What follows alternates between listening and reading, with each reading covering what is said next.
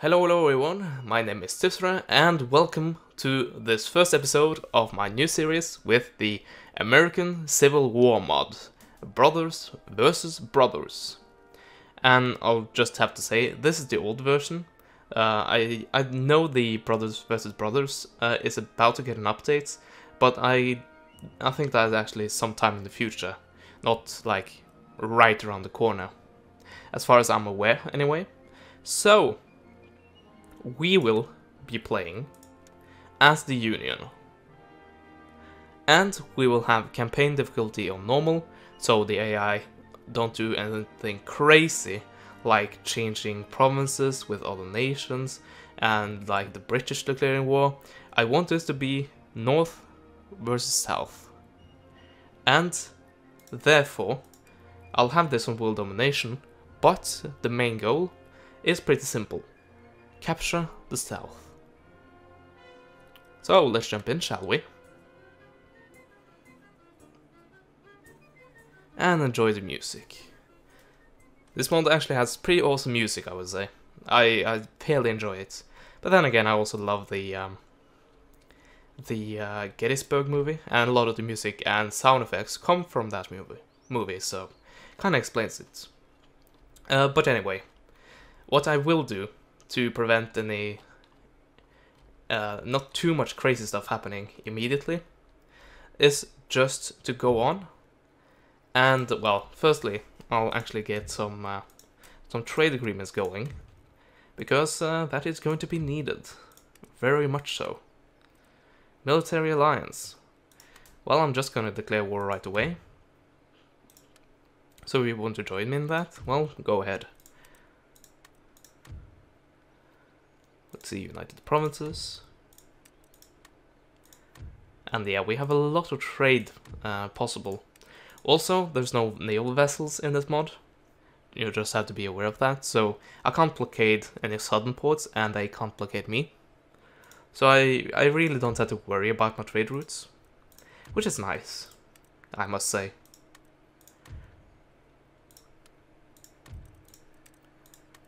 And there we go. So, do you still want one of my provinces for trade?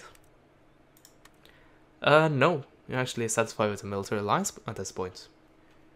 But I really don't want to...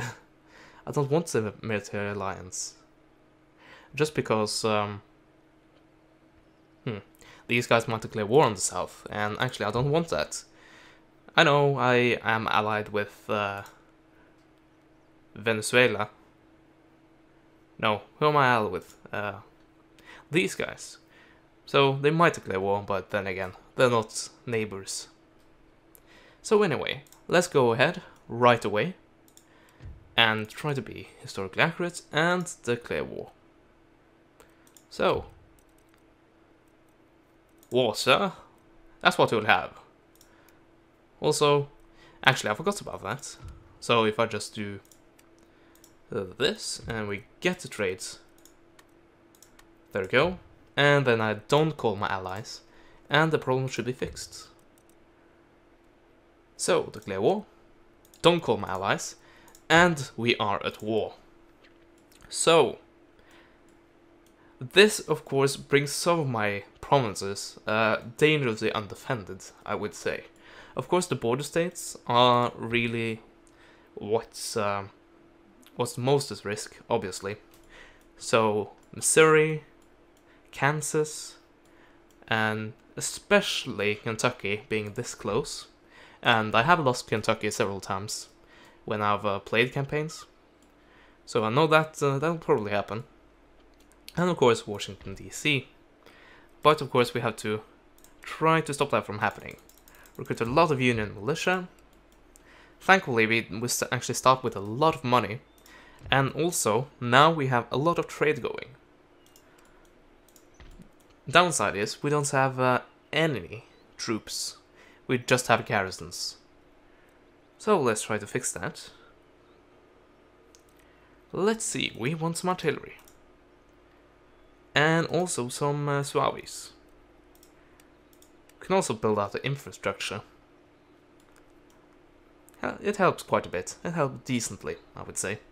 But first, let's build a drill school and a great arsenal, and pretty much build up what is actually counted as our capital, Philadelphia. So, as I said, let's go on and upgrade stuff. Well, actually, first, see if we can try to secure Kentucky, and also Missouri. Get some Union regular infantry. Quite decent. As it should be. It is the default infantry. Also, get some militia up in Kansas. And now we can go around and just upgrade stuff all around until we run out of money. I have built up the cities I want to focus on right now, so we should be good. Yeah, go for cotton. Why not? Potato, potato.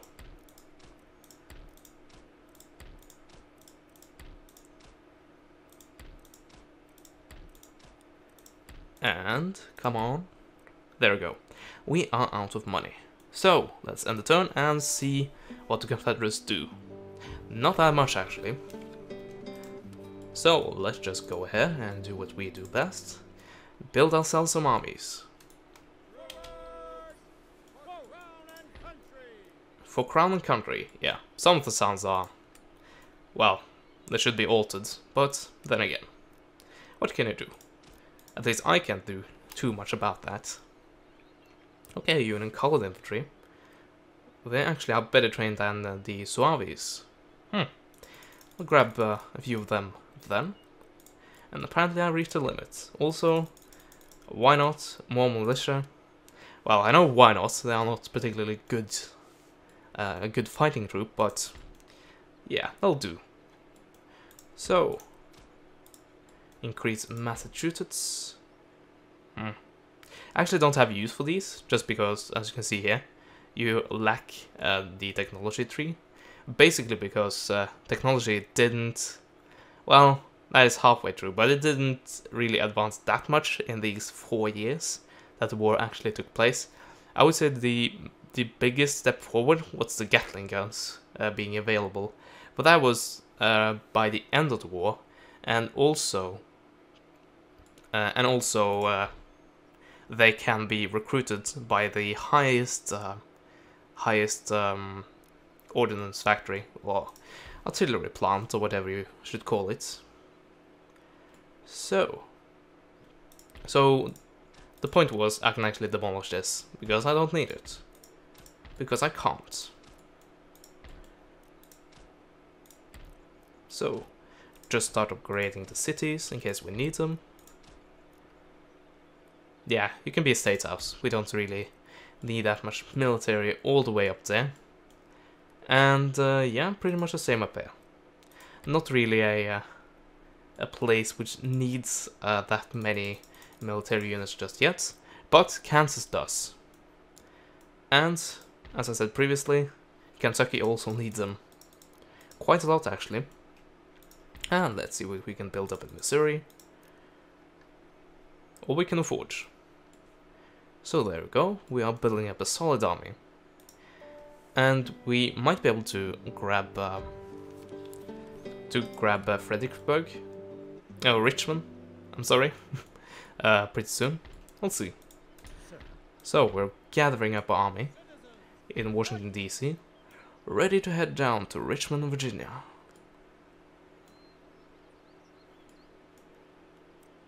So we almost have a full army. Only problem is, most of them are militia. Oh well, we can deal with that. And we can recruit George B. McClellan. Nice. He's expensive though. And he doesn't actually count as a general. I guess to be historical, I guess we can go for him.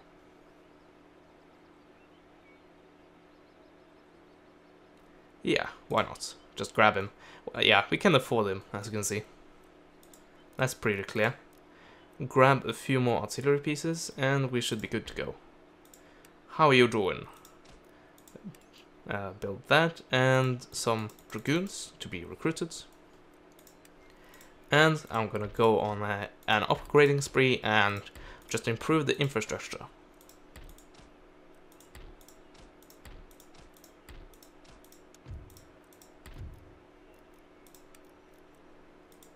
Let's try again, shall we?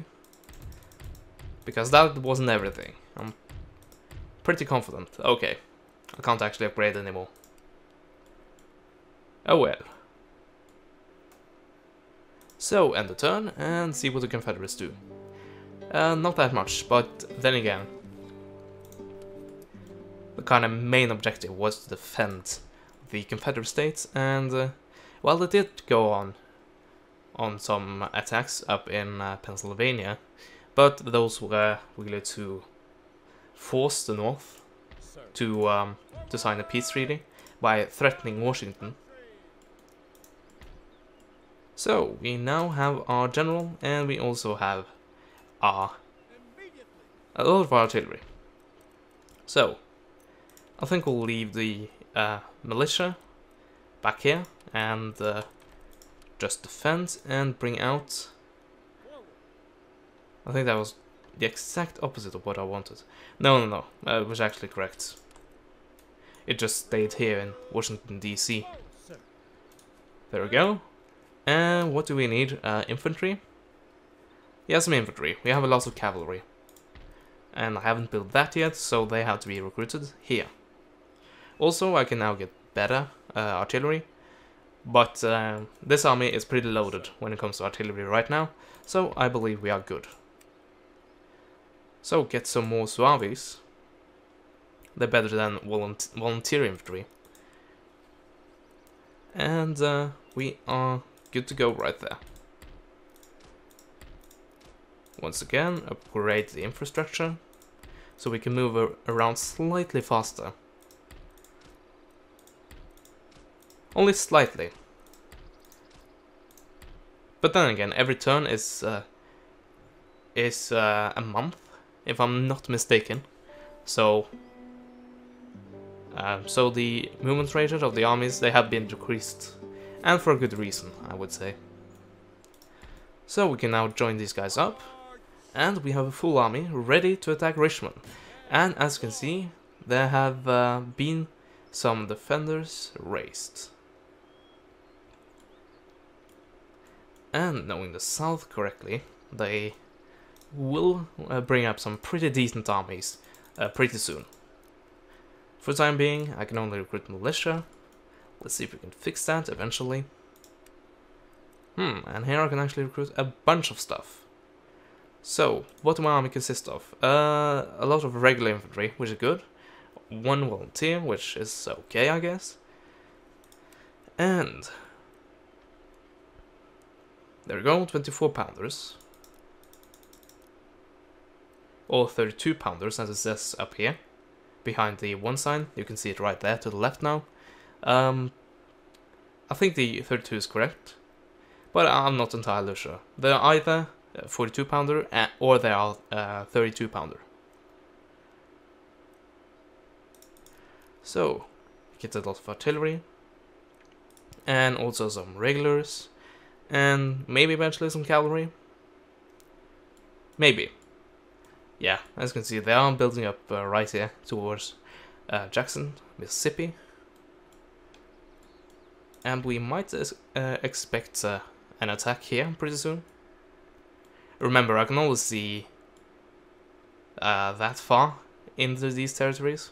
Also, they have traded one of their provinces with the United Provinces, or the Netherlands.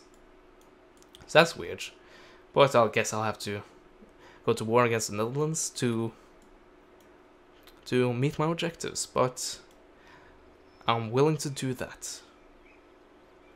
Meanwhile, keep building up this army, as said, and end the turn. No, not at all.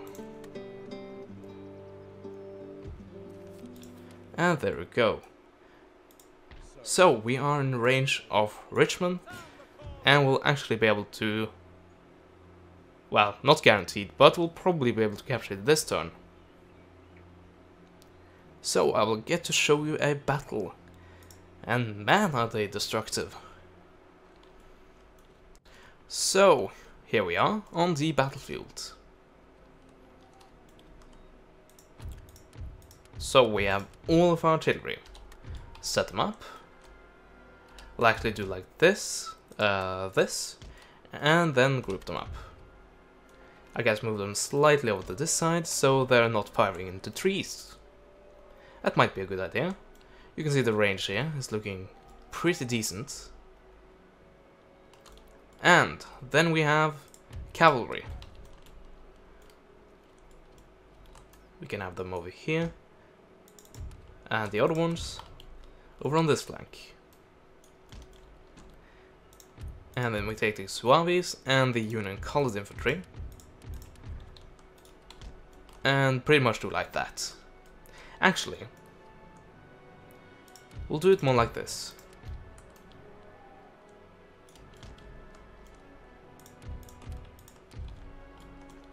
There we go. Well, could do a joke here about segregation, but I'm not going to do that. So, we are set up and let the artillery barrage begin.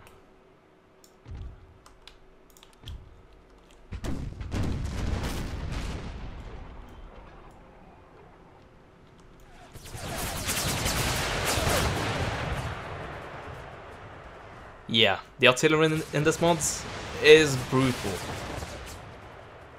As it was in these times, so it's historically accurate and I have no problem with the artillery.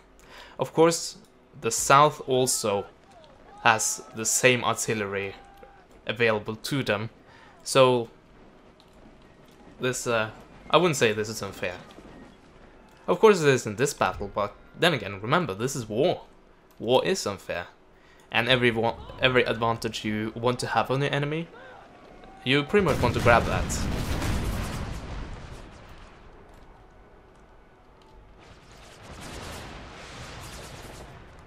Yeah. All of the cannon shells, they explode on impact.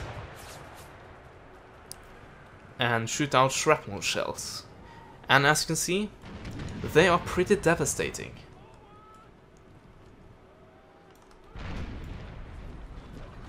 State militia.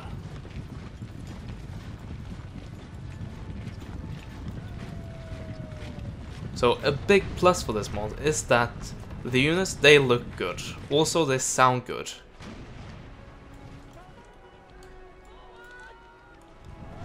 And also they have custom sounds for the marching. And also the marching tunes, as you can hear. And they are grabbed, well, I don't know if every single one of them is grabbed, but most of them are grabbed from the, as I said, from the Gettysburg movie from 1993, I believe, and they are sounding pretty dang awesome. Also,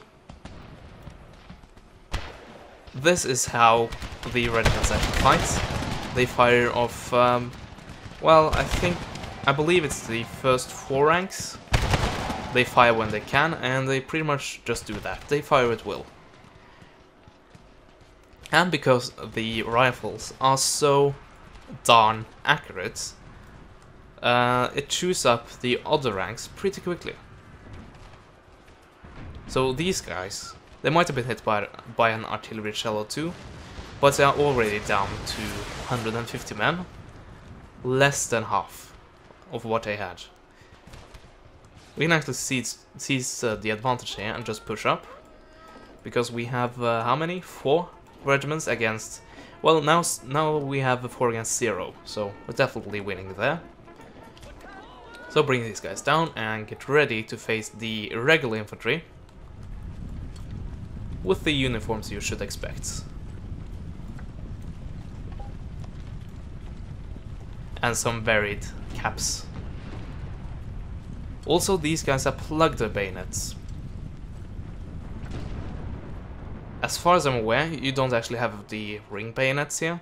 So when you plug your bayonets, you can see down here, you can't unplug it. Oh, yeah. Obviously, Wait, do they have artillery? Yeah, they have. So, as you can see right here, the artillery is devastating, and my men got just chewed up by it, and yeah, just one regiment completely gone before I even noticed it. And a bullseye into a rank like that could easily kill, I don't know, 20 men, even more than that. So you should be careful when fighting against these guys. Also, only one of my regiments are actually active, so rush them forward and see what we can do. Also, speaking of things we can do, let's outflank with our cavalry and try to take out the enemy howitzers, because as I said, they are quite devastating.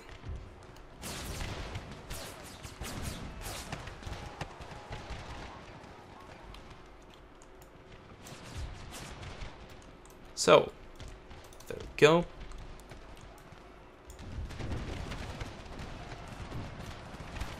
Their line is thinning significantly.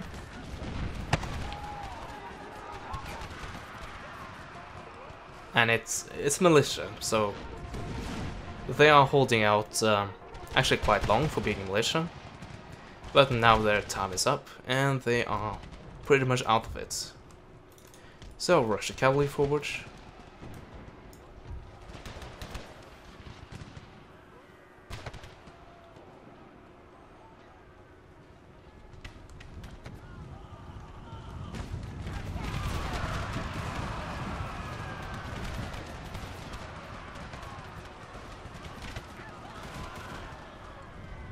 So you really can see how fast the numbers drop when you're 1 against 3 or 4.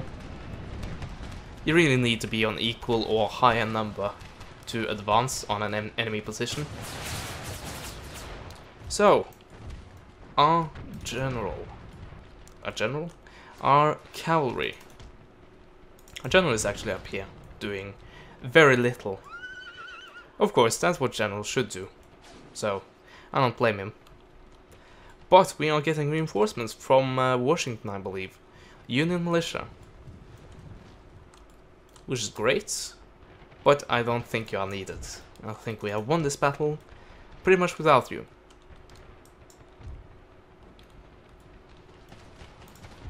So, about cavalry in this mod. They are decently strong. They are about as strong as you should expect cavalry to be. But the problem with cavalry is, once again, it is historically accurate, but cavalry don't really do well against the line tree like this. They just get shredded pretty much if the defenses are ready. So pretty much the same as what you saw right here. When these guys try to advance, the numbers just got chewed up instantly almost, and it happens pretty much the same to cavalry. So what to do with cavalry? Well, pretty much outflank when you can, and don't do any frontal charges. That's really the main rule. Also,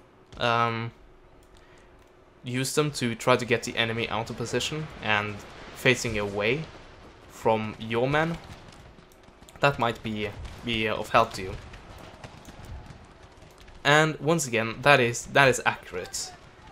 In this time period, cavalry wasn't really used as a weapon of well, not really used as a weapon. They were more used as transport, I should say, or scouting.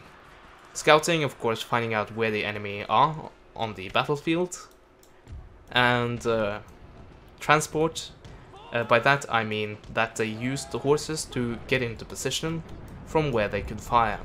So basically to quicker outflank an enemy. And that was really the main use of cavalry. When you hear, like for instance in the Battle of Gettysburg, in the movie at least, so I think that's accurate. The movie pretty goddamn long, so it should be highly accurate. But in the start of the movie, they mentioned that they encounter Union militia not militia but cavalry. This is told from, at this point is told from the Confederates.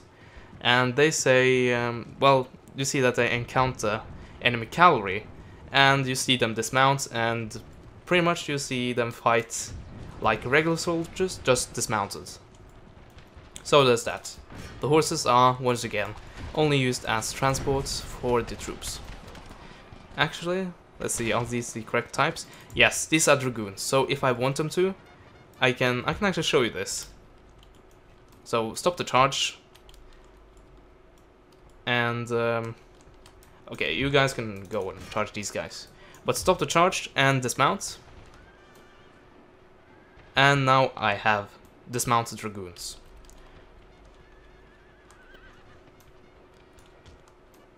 And they fight like normal line infantry. And that is their job. Okay, the first of the Union militia is coming up. So take use of them. Also, this and the unit up there is the two only ones remaining. So let's chase them away. Also, these guys are just gonna get chewed up.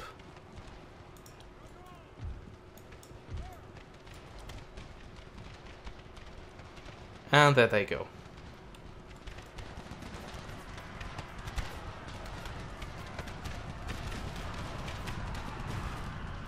And we have won. So, that was pretty easy to capture Richmond. But, if my previous playthroughs, personal playthroughs, are to be believed, they will raise armies pretty quickly.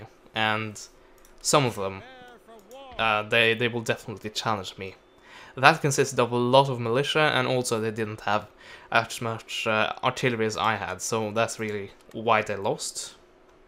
Well, that, and I had a lot more men than they had, just pure numbers pouring into that, so that is the reason. So, of course, they are not too fond of me having captured Richmond, but that will go away. So, that was that. We captured Richmond, and I believe that is a good point to end this third episode. I really hope you enjoyed it, and you will be staying and keep watching this series. And yeah, subscribe to me if you're not already, and as always, I will see you guys next time. Goodbye.